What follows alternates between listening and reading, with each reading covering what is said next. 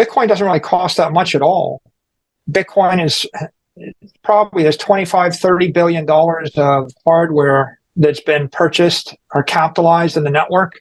They burn something like $3, $4, $5 billion a year worth of electricity to run it. Mm-hmm. They've kind of crossed over the point where the network is it's probably getting increasingly energy efficient. And so for the cost, say it's $10 billion a year to run the Bitcoin mining network, which is in essence the Bitcoin security network. For that cost, you're currently supporting $400 billion of assets.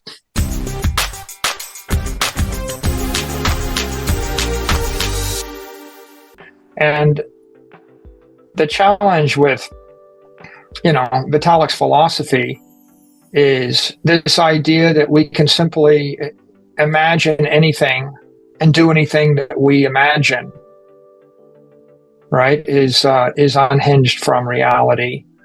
You really can't just do anything that you want.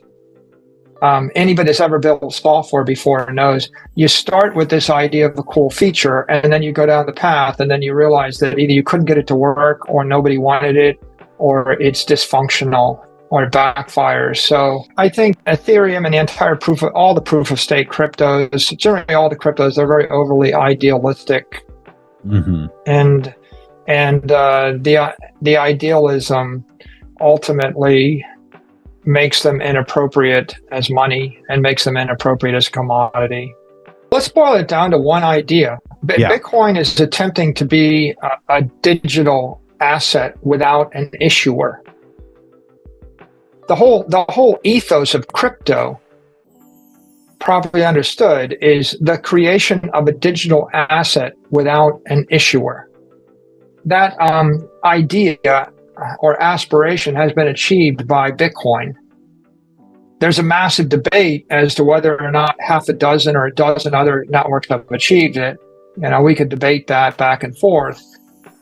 But the other 20,000 are really just coupons running on software databases. So the idea that I can do all these cool things without all the functionality, that's called software. There's no innovation there. The innovation that's really critical in crypto is the creation of an asset without an issuer. And whenever you default to have a software organization create that asset and they centrally maintain it, you failed. You haven't created a crypto, you've created a software program. The sleight of hand here is somehow to say, well, Bitcoin is a digital asset without an issuer, and we're sort of like Bitcoin, but we have a lot more features and don't use electricity, so favor us. But of course, the logical fallacy is they're nothing like Bitcoin because they're not assets without issuers. They're assets with issuers, right? If you have the fact that Vitalik can actually say what they intend to do is proof that they're not a decentralized network. A true crypto network doesn't have anybody that can tell you what's going to happen next. That's why Satoshi disappeared. Let's talk about that. The creation of a crypto asset without an issuer is the innovation. Bitcoin is one step beyond that, right? If you create a digital asset without an issuer, you've created a commodity, a digital commodity. But you haven't created digital money or a digital scarcity, right? Bitcoin is a commodity that makes the best money because the stock to flow ratio is infinite. In essence, it's 21 million. We know where it ends. It's completely capped, completely scarce. Dogecoin may or may not be a digital commodity. I'm not sure because I'd have to determine whether or not it was ethically launched and whether or not it was truly decentralized and whether or not there's anyone that has true influence over it. Let's say hypothetically you forked some Bitcoin code, but then you changed some of the code to remove the halvings. Mm-hmm. Well, then you would have a digital asset that you might be able to argue is a commodity. If you forked it, gave it to the world, disappeared, and it ran like Bitcoin, but without the halvings, then it would simply continue to inflate at whatever 3-4% a year, X% a year, forever. Yeah. Right? Now that's a commodity, but it's not a scarcity. It's weak money. It's not strong money. It's not hard money. It's weaker money, right? But let's say that they've already agreed Bitcoin is a commodity. There's nobody to apply because it's so decentralized that there's no one left. But I could just take the protocol and submit it, and I could say, look, no one has the power to change it. The protocol hasn't substantially changed in years and years and years. Is this commodity? They would probably say yes. I don't see an issuer. There's no ICO. There's no pre-mine. There's no one that seems to have it. Satoshi looks like Satoshi mined a lot of coins, but they haven't moved, and Satoshi's gone. So yeah, it looks like a commodity. The brilliant achievement is the creation of a digital scarcity. So what you said is right in a way. That is, Satoshi's genius is creating digital scarcity, a digital commodity without an issuer, but the thing that makes it scarce is the protocol. So you can have a superior protocol or an inferior protocol. What I would say with Bitcoin is, and what I would say with crypto is, you have to have energy, a proprietary energy, to create the decentralized secure network that creates a commodity or creates an asset with an issuer. So I think what we have is Bitcoin is a digital asset without an issuer that happens to be a digital scarcity and a digital commodity. There's a question as to how many other digital commodities or scarcities there are. There is no process in the regulatory system for having something formally designated a digital commodity.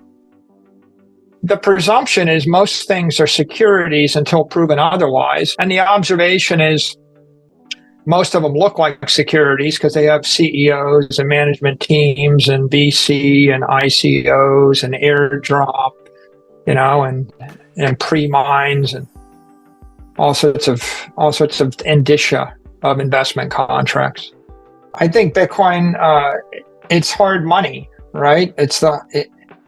We're moving into a world where the credibility of the fiat currencies are collapsing, right? So fiat currency has been money since, maybe it's been money since 1914. We can debate, So we've had some flavor of fiat, but I guess the trust in fiat since 1971 has been decaying at some progressive rate. So now we've reached a point where we have an unprecedented crisis of confidence or loss in confidence. And we see it in the collapse of the euro, the yen, the pound against the dollar. We see it in the collapse of developing world currencies against the dollar. We see it in the breakdown of world trade. There's between, all sorts of blocks. There's a problem of trade between the Chinese and the Indians and the Russians and the Americans and the like. Hence a re-embracing of commodities. And it seems like people want commodity-backed money. So the dilemma that the world has is it needs two things. It needs a monetary asset, and it also needs a monetary network. All the fiat currencies are losing purchasing power, and they're collapsing. And if they're collapsing right now, it looks like they're collapsing between 10 and 20% a year in total. The political problem is nobody trusts anybody, right? And so if I was sitting with a politician and trying to explain, why do you need an energy-based currency like Bitcoin? Why do you need a digital asset without an issuer that's properly architected? The proper architecture is the scarcity protocol, right? Why do you need a functional digital money? And the answer is because you don't trust the other country, and the other country's not going to trust you. Mm-hmm. It's like if someone says, well, I want it from a company. Okay, fine. Well, do you want it from a company in China? No, not that company. Okay, well, do you think that 1 billion Chinese want it from a company in America? Nope. No. Do you think the people in North Korea are allowed to get it from you? Do you want it from a company in Cuba? Do you think the Cubans want it from you? The problem that we're solving is monetary integrity through time and space across domain. Mm-hmm. So across space means I need to do them everywhere in the world billions of times an hour. And across every domain means that I need 100 million companies in 100 countries to trade with each other across 10,000 different political jurisdictions. I think the people that say it costs too much are the 0.1% crypto promoters that are promoting their crypto token, their yo-yo coin, whatever. And they say it costs too much because they're desperately grasping for relevance. Bitcoin doesn't really cost that much at all. Bitcoin is probably there's $25-30 billion of hardware that's been purchased or capitalized in the network. They burn something like $3-5 billion a year worth of electricity to run it. Mm-hmm. They've kind of crossed over the point where the network is probably getting increasingly energy efficient. And so for the cost, say it's $10 billion a year to run the Bitcoin mining network, which is in essence the Bitcoin security network. For that cost, you're currently supporting $400 billion of assets. What is the number? It's billions and billions of dollars an hour. Mm-hmm. Of transactions, but it moves trillions and trillions, 10 trillion, 20 trillion a year or more, some large amount right now. But the network is almost infinitely scalable at this point. So the same $10 billion of hardware and energy expenditure per year, that could support 10x as many transactions or transaction value. It could support 10x the asset value. So it's like a railroad. The cost to create the railroad was high. The value of the railroad will scale dramatically by 10x, and then by 100x, and by 1,000x. And ultimately, it's the price you pay for the civilization. But forget about the idea of whether it's an investment contract or did you invest money. The point really is, when you walk out on a steel bridge, you don't want to be relying upon the efforts of others halfway around the world to make the bridge not collapse. Right? So forgetting about, you don't have to be caught up in the debate over security versus commodity. The real question is, can you create digital material and digital energy? Can you create digital matter?